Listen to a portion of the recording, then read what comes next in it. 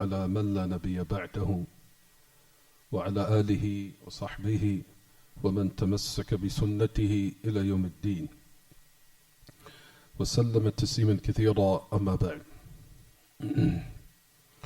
We continue in Usul Thalatha by the great illustrious Imam al-Shaykh Muhammad ibn Abdul Wahhab rahimahullah, in this important treatise entitled The Three Principles. As we were discussing the asl, or the origin, based upon the narration of Hadith Jibreel, the narration of Jibreel in which he came to the Messenger of Allah asking those questions, and he was discussing the Arkan al-Islam, the pillars of the religion, and the articles of faith. And that's where we stopped at. If everyone looks in their book, you'll find that the great Imam, that he mentioned another principle which is incumbent upon every Muslim to believe without any doubt.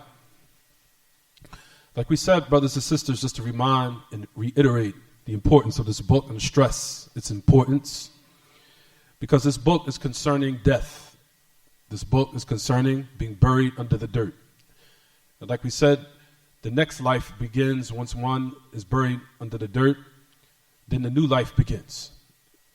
Now all of us are on this journey, embarking upon that inevitable reality, which is going to start at any given time, because death is upon us in any given moment, and it's a reality that we all have to accept. In this book that we're learning now, which is between us and which we're learning, all of it is in preparation to that reality, which is death, because that's ultimately what we're all preparing for. We're preparing to embark upon that reality in which, like we said, we want to be in a state which is acceptable with Allah, and we want to be in a state where we're ready to, when we die, we did everything we could to purify our worship and our ubudiyah, our slavery and servitude of Allah. So that's the reason why we're here on this earth temporarily. For that reason, like we said, the great Imam authored this book for that reality, for that life that we're, like we said, embarking upon at any given moment. How one prepares for it is based upon the hadith here, as Jibreel, the Archangel Jibreel, alayhi salam, came to the Messenger of Allah asking those questions. It says here in your book, if you look at it, what does it say, everyone? That belief in Allah is from the Arkan al-Islam al-Sitta, for the 6 articles of faith. Verily, the 6 articles of faith is mentioned here, that you believe in Allah. Where is it, Yaqeen, in the book? Where is it? No. That you believe in Allah, wa malaikatihi wa kutubihi wa rusulih. That you believe in Allah, and you believe in His book, and you believe in His angels. Oh, I'm sorry. That you believe in Allah and the angels and the books. We talked about the meaning of belief in Allah. So like we said, brothers and sisters, in order for one to attain success in this life, in the life of the grave, and in the life on the day of resurrection, when we receive our repayment, when we die and then we're resurrected, our salvation and prosperity depends on these matters. Even in this life, a person would say, how is salvation and success rely on these matters? As I just discussed a couple of minutes ago when I was speaking to my son, and I was saying to him that ultimately in this life, whether or not you're rich or you're poor, if you don't have Allah and belief in Allah and a proper belief, you will never be happy. And what's happiness when you have wealth and you're the most miserable person in the world? How is that true happiness? As we know, Allah subhanahu wa ta'ala has given people an abundance of wealth, and they're most miserable, depressed people. Rather, you'll find that some of them commit suicide. So does that mean that worldly, mundane benefits made them happy? The worldly affairs of wealth, all these affairs in which people have set the so-called standard of what happiness is based upon it, did it make them happy? No, it didn't. Why? Because they have no true belief in Allah. So they truly cannot benefit from those wealth that Allah subhanahu wa ta'ala has given them. So you'll find that the people who have an abundance of wealth, but still at the same time, they're the most depressed people. Why? Because they don't have these principles. They don't have this belief. And the belief in which one sets out to rectify before he dies is what's mentioned in this point that the great Imam mentioned in his book, where it says that you believe in Allah, and you believe in his angels, and you believe in his books. That's the point where we stopped that last class. The point where we stopped that last class is in his books, is in the books. As we know, the belief in the books, what does it entail? It entails, number one, that Allah subhanahu wa ta'ala sent down with his prophets and his messengers books and scriptures so the people could be guided by them. So number one, we believe in all the books that Allah has sent and revealed to all the previous nations and all the previous prophets and messengers. For verily, Allah subhanahu wa ta'ala has informed us in his final revelation that he sent books from the past to the previous prophets and messengers. There's so many evidences that you'll find in this book, given this benefit, or given this reality of what Allah Ta'ala had mentioned in his book. And there's so many ayats, I was not going to read all of them, but we'll suffice by mentioning maybe 2 ayats, or evidences that come in the book of Allah, that substantiates this claim, or substantiates this matter. For number one, you'll find Allah subhanahu wa ta'ala says and commands us, meaning the Muslims, as it pertains to the books. Allah subhanahu wa ta'ala says, قُلْ آمَنْتُ بِمَا أَنزَلَ اللَّهُ مِنْ كِتَابٍ. Allah subhanahu wa ta'ala says, say, I believe in what Allah has revealed of the book, meaning of all the books. So in jumla, generally, we believe in all the books that Allah sent down. The books that came previously before the final book, which is the Quran. We believe in them generally, as we said last class. Meaning the books, when they were revealed to those previous nations, when they were intact, meaning that they weren't tampered with, that no one changed it. At that particular time, that's what we believe in, of course. We believe in those books and what Allah has sent to those prophets and messengers previously. And when the books were intact and the revelation was intact for that particular time, we believe in it. So us as the Muslims, we don't reject the book that was given to Musa, or the Zabur that was given to Dawood, or the scriptures that was given, or the Suhufu Ibrahim, or the scriptures of Ibrahim, or for example, the Injil which was given to Jesus the son of Mary. We don't reject them. We don't reject them generally. We say that we believe in what was sent down when they were not changed. Is it clear what I'm saying? We believed in what they were sent down when they were not changed and tampered with by man. We believe in those books. We do not reject them. We accept them wholeheartedly. However, we know the reality of all those books that were sent down is that they've been what, everyone? They've been changed, they've been altered, they've been tampered with. They've been changed, they've been altered, and they've been tampered with.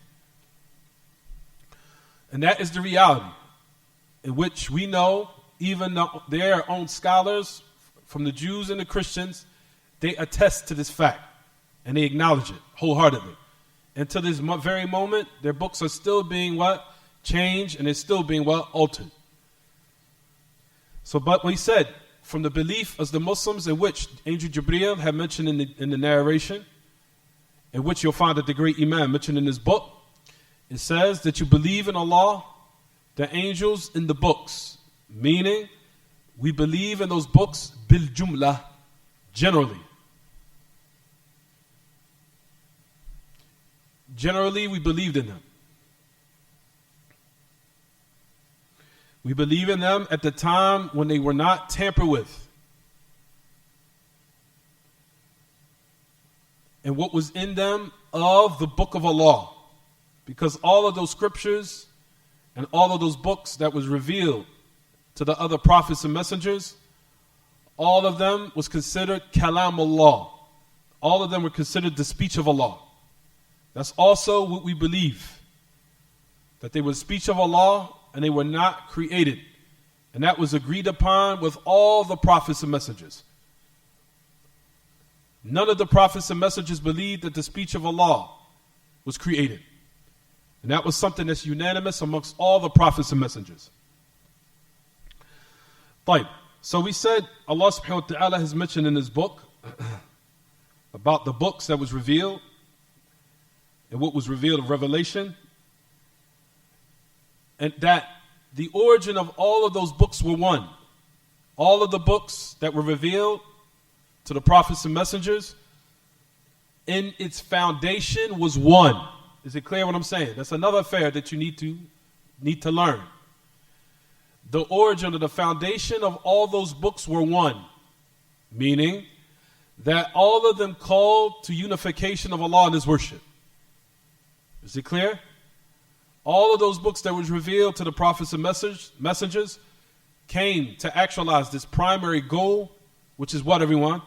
Which is the unification of Allah and His worship, and that everyone has been commanded to do that.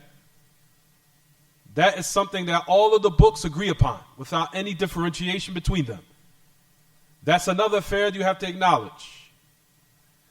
However, the shara'i' or some of the legislations in certain affairs were different. Even though the usul of the foundations were one, which is calling to the unification of Allah, in which I'll elaborate on this and give more details later. Fine. So that's the reason why we said, first thing is what, everyone? That we believe in all these books generally. Allah subhanahu wa ta'ala commanded His Prophet to say, as I said in the ayat, which is in Surah Shura, ayat number 15. Allah says, say, I believe in what Allah has revealed of the book. That's the ayat that I mentioned, right, everyone? طيب, Al-Imam al-Baghawi, rahimahullah, Al-Imam al-Baghawi, that he said about this ayah, or concerning this ayah, say, amantu bi kutubillah kulliha. He said that the ayah, that it means, say, I believe in the book of Allah, or the books of Allah. I say, I believe in the books of Allah, all of it. Al-Imam al-Sa'di mentioned about this ayah. Sheikh Abdurrahman al-Sa'di said, what's the problem now? Why do you keep getting up? Go ahead. Allah subhanahu wa ta'ala says in his book, and Sheikh Abdurrahman al-Sa'di said, concerning the ayat in which Allah speaks about the books, Ya ayyuhalladhina amanu, aminu billahi wa rasulih, wal kitab alladhi nazzala ala rasulih, wal kitab alladhi anzala min qabl. The second ayah, which is in Surah An-Nisa, ayat number 136. Allah subhanahu wa ta'ala says in this ayah, listen everyone, O you who believe, believe. Believe in who? Allah, in His messenger, in the book that He sent down or revealed upon His messenger. Now listen to the last part of the ayah. And this is what you can write down. And the book that He revealed from before. And the book that He revealed from before. If you just write that in your book, that would be enough.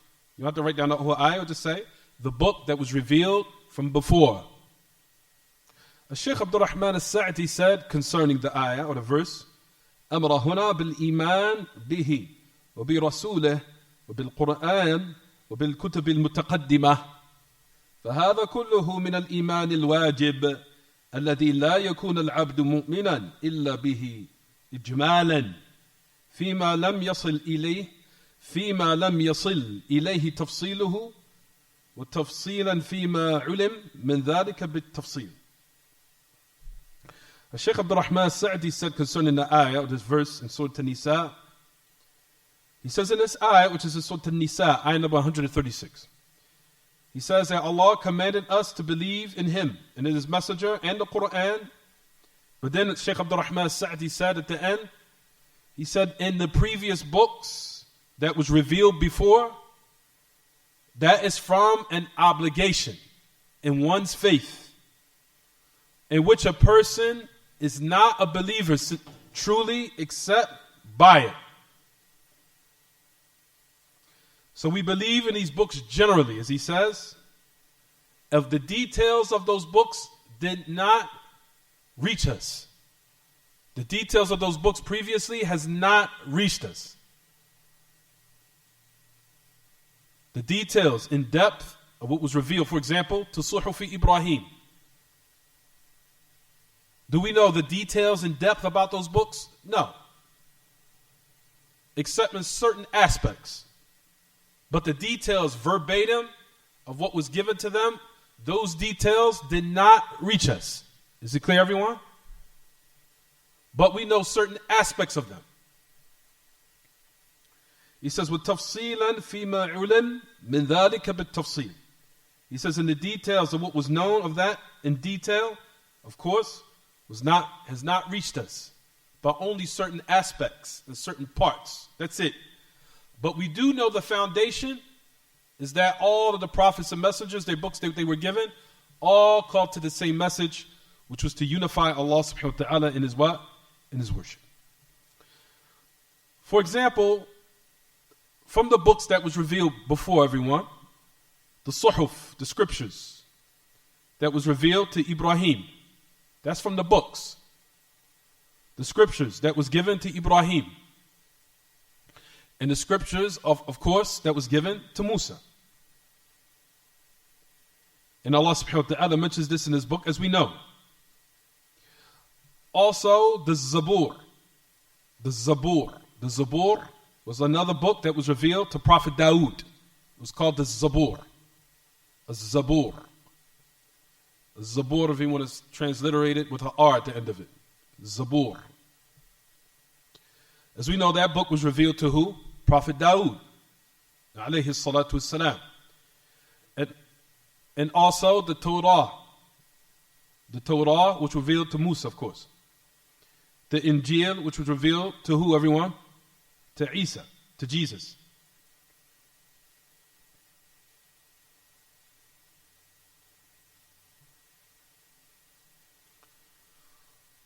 However, everyone, we know that all of these books either have been lost, some of them, and a lot of them have been what? Distorted and changed. In contrast to the Quran cannot be tampered with, nor can anyone change it. Numerous attempts have been made and all of them failed. Why? Why, everyone?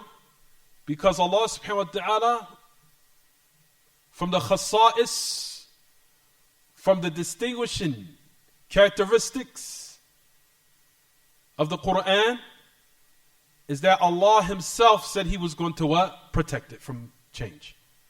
In contrast to the books before, Allah entrusted the ulama of that particular time, and those who were in charge and authority of the people to protect it. As Allah subhanahu wa ta'ala mentions in His book about this affair, which is that Allah entrusted the people from the previous nations to protect their book from change, and to protect their books from alterations and distortions of the people. As Allah subhanahu wa ta'ala says in His book, بِمَا اسْتُحْفِظُوا عَلَيْهِ مِنَ الْكِتَابِ وَكَانُوا عَلَيْهِ شُهَدَاءَ.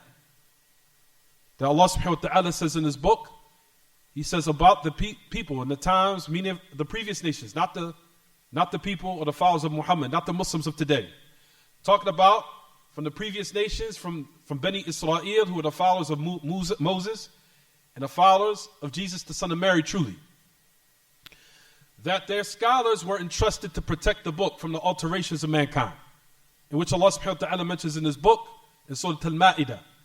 As Allah subhanahu wa ta'ala says, He says, verily, in which Allah subhanahu wa ta'ala had entrusted them of protection of alterations of their book, and they were witnesses to that.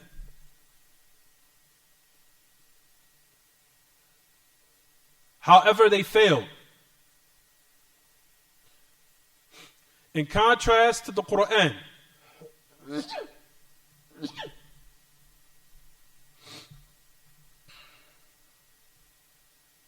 excuse me, everyone.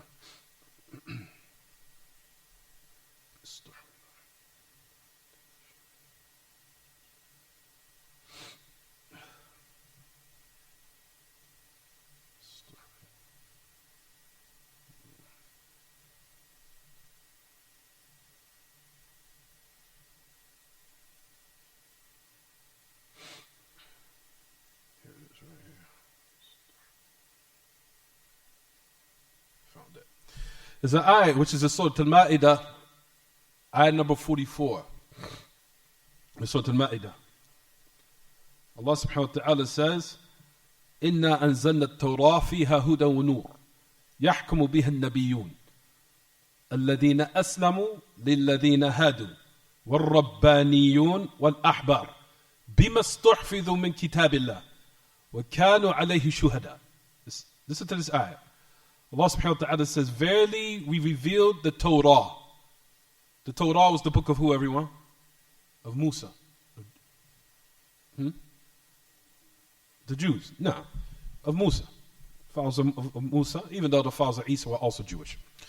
But Musa, the Torah was revealed specifically what? To Musa. Verily we sent down the Torah. Verily in it was guidance and light. The prophets and the messengers had what? Judged by what Allah revealed. For those who were Jewish at that particular time. The prophets who submitted to Allah, of course. The prophets who submitted to Allah judged by it. Meaning the Jews, when they were what? Governing and over their people who were Jewish. As did likewise what, everyone? The rabbis and scholars. Now listen to this part in the ayah. Listen to what it says. So I want everyone to listen to where I'm going with this.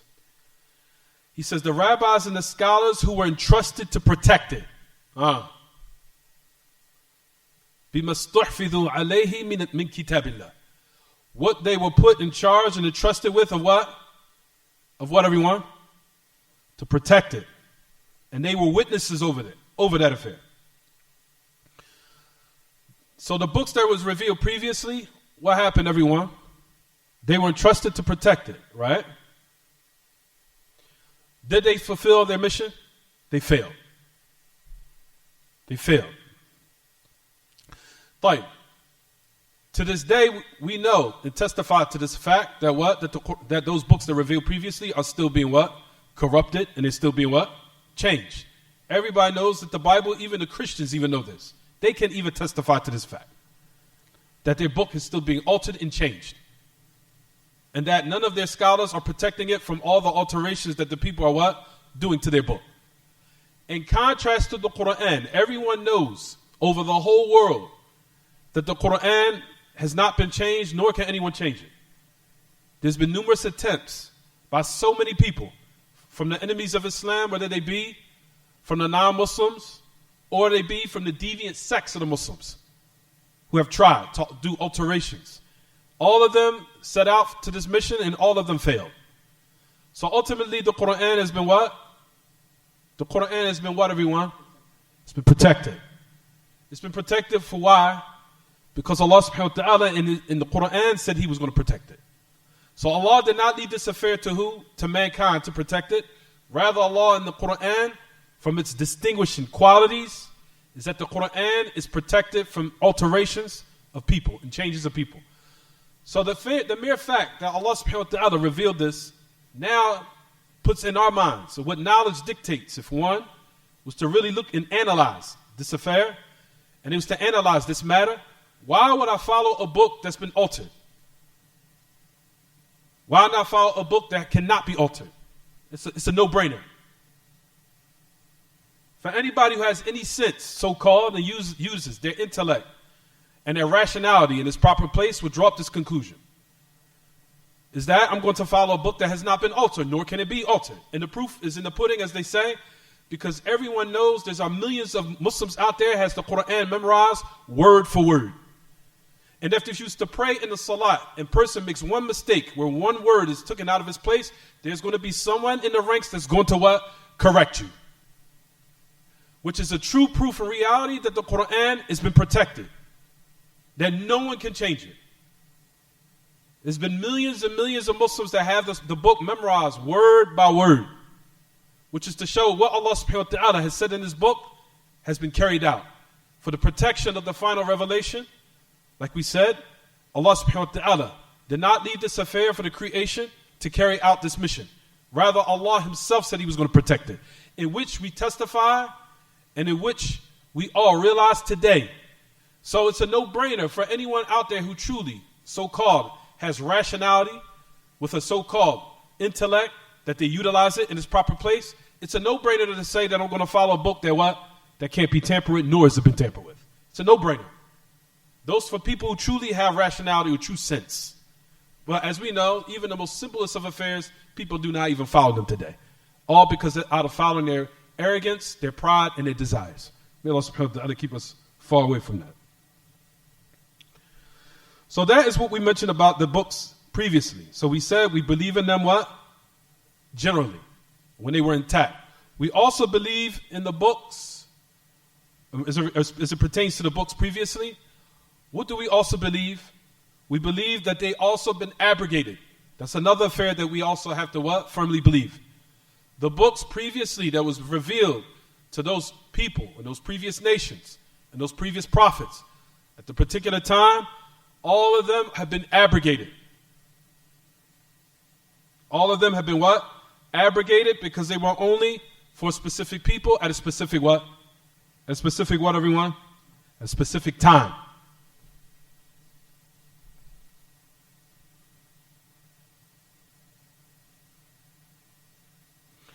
So we believe that those books have been altered.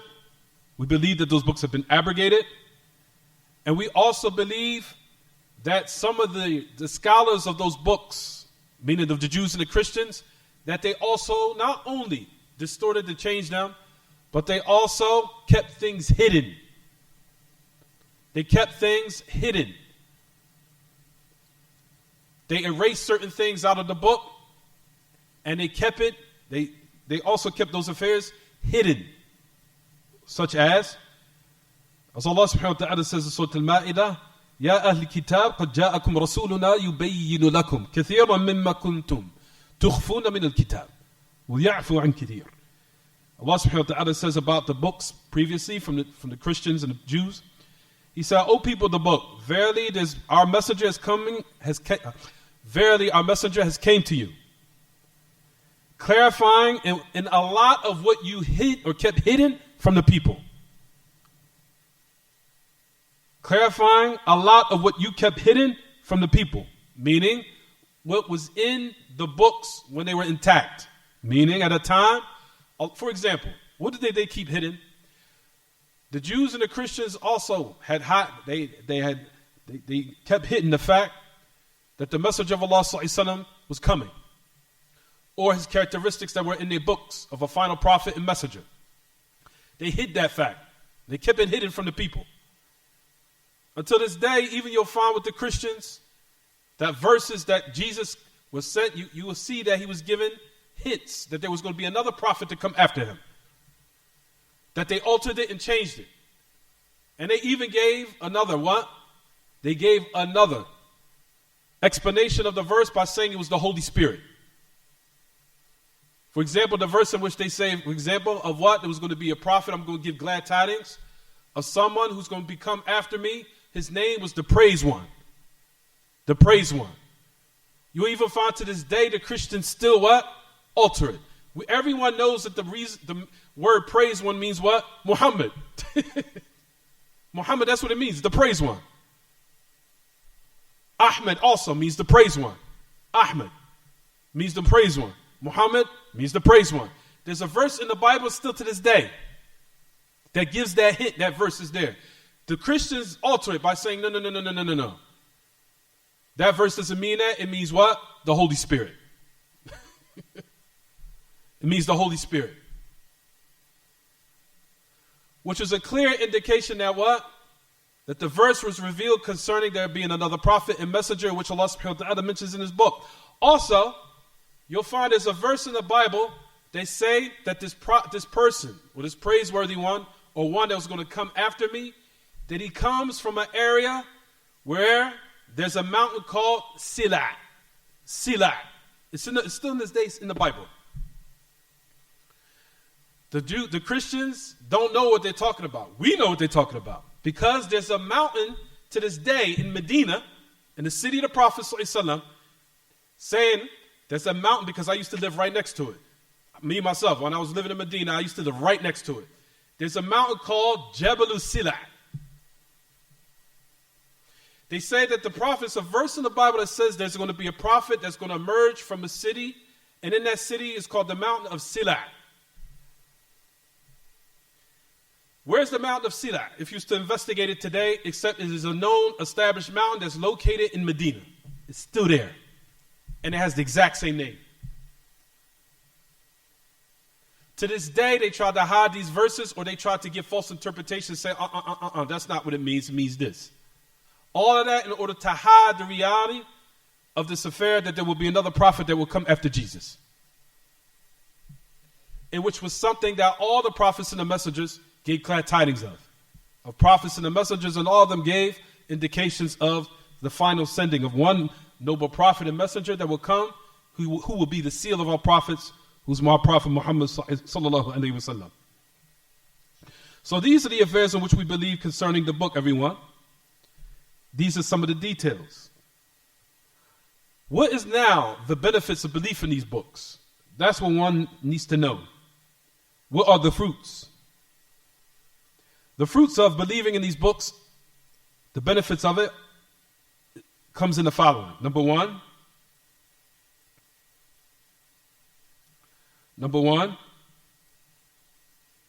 is ma'rifatu fadlillah wa wujudihi wa rahmatihi bi'ibadihi wa inayatihi bihim. فلم يترك الخلق هملا بدون إرشاد وتعليم فأنزل لكل قوم كتابا يهديهم به. Number one, the first benefit of these books, or the benefits of why we believe in them in general, is to have knowledge of what, everyone? To have knowledge of Allah's bounty. And also the knowledge of the existence of Allah, of His existence. And His mercy to the people. His mercy to the people. And how Allah cared about His creation. Allah, I'll use the word care. That Allah subhanahu wa ta'ala had mercy for His creation. Sorry, everyone. Mercy for His creation.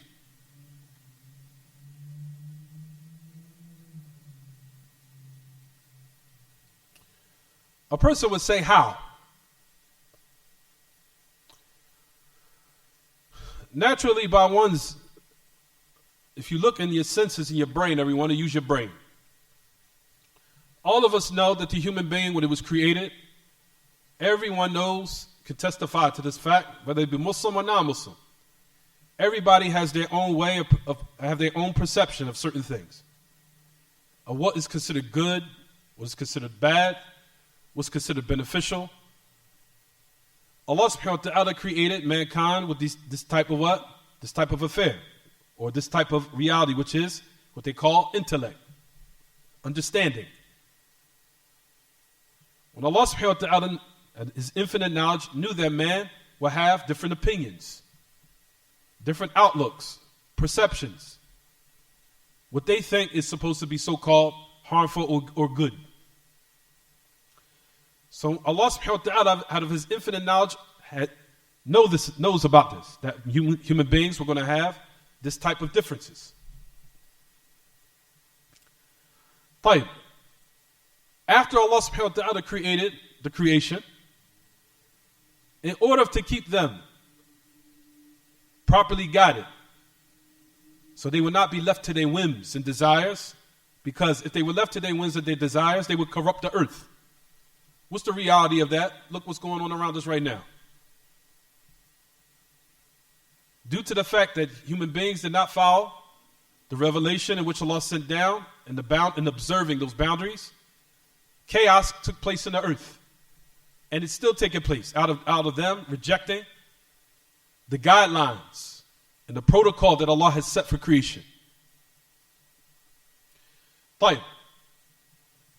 Once Allah created the creation, Allah subhanahu wa ta'ala sent down what? A way of life, so they will be rightly guided by that. So now their minds and their intellects can be utilized properly. So their minds and their intellects could be utilized properly, in its meaning, in its proper place.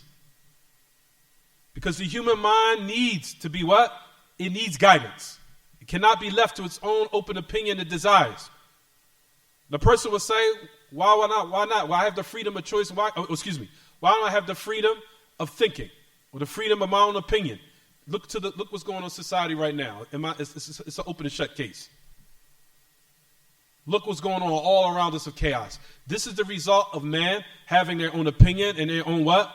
And their own outlook and perception of certain affairs. This is why Allah sent down proper guidance. So these affairs that are taking place around us will not what? Will not actualize. So mankind can be what? Guided properly, and everyone can work in harmony. And it can be peace, tranquility, and the people will be happy ultimately, whether they be poor or they be rich, or any type of financial level that they're on in society. So a person would say, why can I have my freedom of thought? Why can I have my freedom of perception, of my own outlook? And like we said, the reality of what's going on around us clearly establishes that it does not work, this type of method. For people to have freedom to think how they feel is to deem to be right or wrong. Which comes as a result of it, what? Chaos. So in order for the people now to be properly guided in their minds and in their intellect, Allah sent down these books. So that's from the fruits of knowledge of these books, everyone. The fruits of it is what? The knowledge of the knowledge of what? The blessing of Allah and His existence and His mercy to the creation. And that He did not leave them without a purpose. So they could be properly guided to teach them how to be people who are productive religiously and worldly. So they can ultimately attain true happiness. True happiness. And as we know, people's true happiness of this world is based upon what? Wealth, which is not true happiness.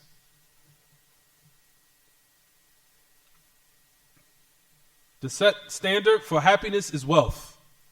And as Allah subhanahu wa ta'ala has set so many examples for us in our lives of so many people that have so much wealth, and how many times do we hear in the news they're in depression clinics? How many times in the news we hear they committed suicide?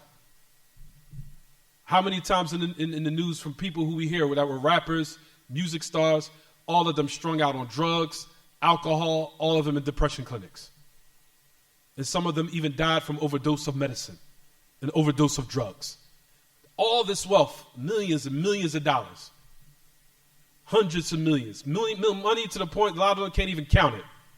The most miserable people, they check into depression clinics. Some of them commit suicide. Some of them are strung out on drugs, alcohol, everything. And they still cannot figure out why I have all this wealth. I have all these cars. I have all these women. I have one of the biggest homes. I bought a mansion in this city here. I bought it. Some of them even buy an island. They even own islands. They own an island. I have a land here. I have a mansion here. I have a home here. And for some odd reason, I just want to kill myself today. Why, everyone? They're not realizing what true happiness, where it comes from. So that's the reason why you'll find that Allah subhanahu wa ta'ala revealed the previous books in order for the people to be what? Truly happy by attaining proper guidance. And if they follow that guideline or they follow that criteria, they will be happy regardless of their financial status, whether they be poor or they be rich. And they will be what? Still happy. As I said on so many classes, if you look statistically at the most people who are the most depressed our society, they are the people who have the richest countries. All you got to do is do the check. Check in all the different surveys of the people who's depressed in society. They're all in the countries in the West, the Western society, who's considered the so-called prominent rich countries such as the UK, such as, for example, the United States. They suffer the highest levels of depression. And they're the richest, wealthiest countries in the world, as they say. they suffer from the highest of depression. Why, everyone? Because they're not following the proper guidelines or criteria that Allah has set and the boundaries that Allah has set for them not to transgress. And as a result of it, even though they've been given an abundance of wealth, they're still, like we said, the most miserable people. Because they don't know the true reality of why they've been created, and they don't know the true reality of what brings actual happiness. They don't have it.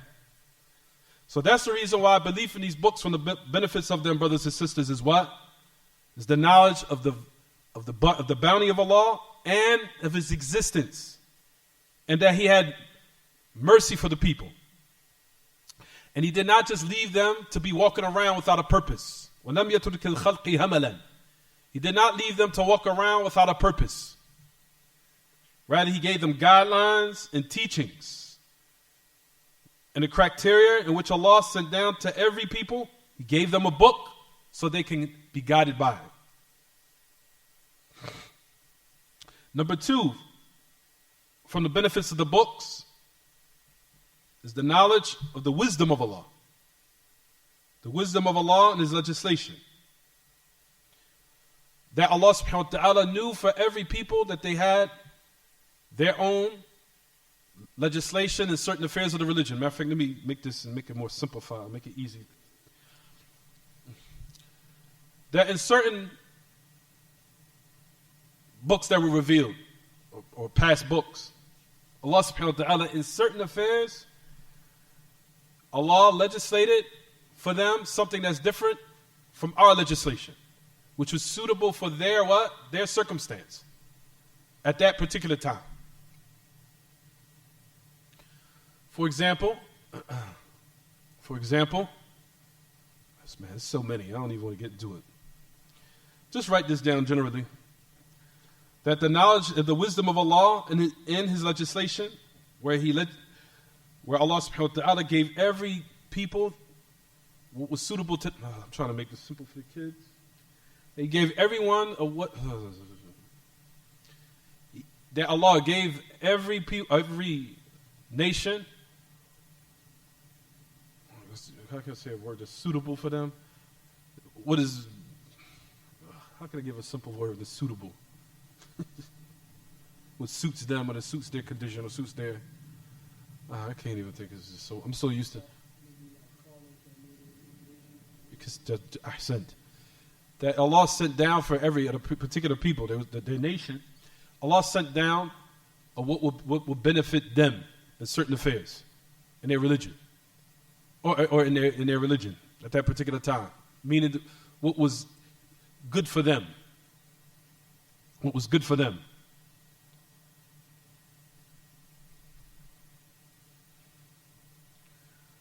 For example, what person would say, what legislation? For example, some of the legislations of the previous prophets and messengers, one could make sujood.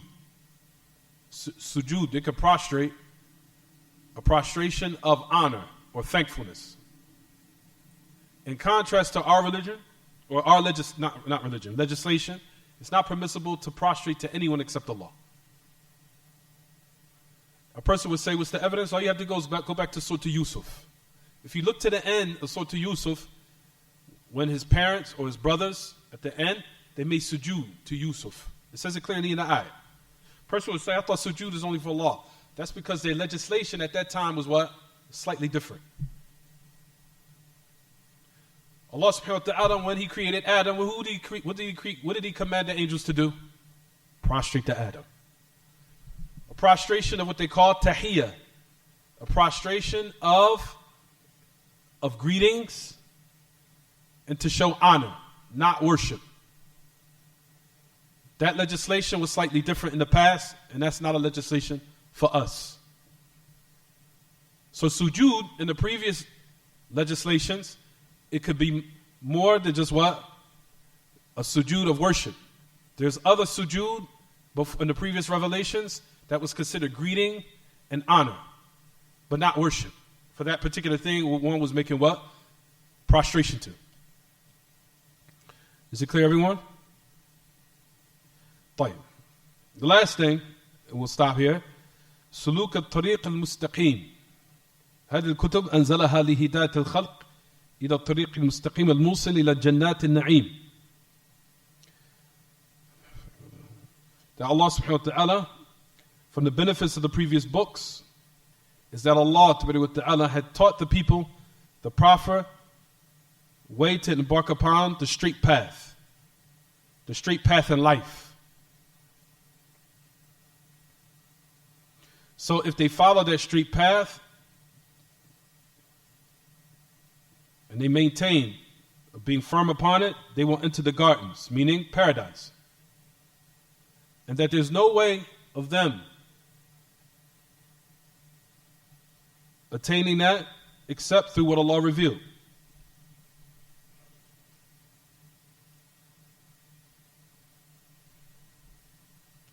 And then we'll stop here, inshallah. So they will have no knowledge of knowing how to enter paradise except by what Allah revealed. They will have no knowledge of how to have a straight life or a straight path except by Allah revealing those books so they can be guided and knowing that straight path so they can have the reward of the gardens in the hereafter. We'll stop here. Any questions about the lesson, anyone? Open that door for me so I can hear whether or not the sisters have questions. Oh. But also open the door if you can so I can see if they're here. Any questions about the lesson? Said no. تفضل. السلام ورحمة الله وبركاته.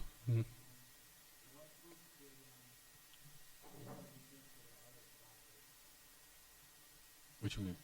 Which?